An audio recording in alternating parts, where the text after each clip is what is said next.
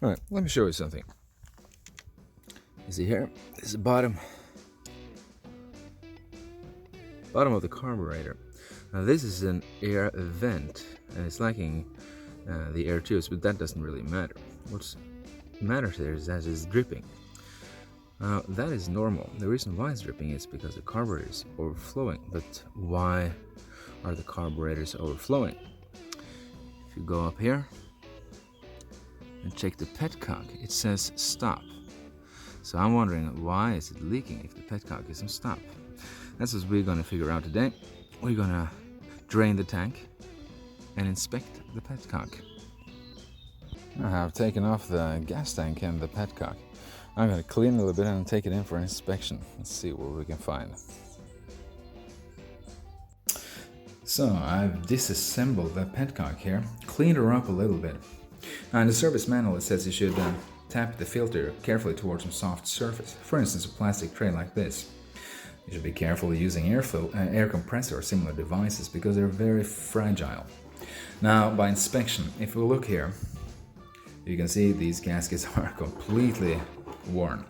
Same with the gaskets around the screws holding the petcock towards the petrol tank, and also the gaskets inside. But usually when petcocks are leaking, it's not due to those gaskets. It's usually due to this. This gasket is supposed to sit underneath the tap and onto these holes here. But if you look close at this gasket, you see? This looks almost brand new. Thickness is fine all over.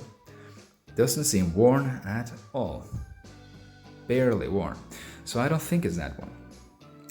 The other thing it can be is this little metal ring here. It's supposed to be bulky, and that's because it's supposed to add pressure on the tap and this gasket for each of the holes here. Stop, on, and reserve.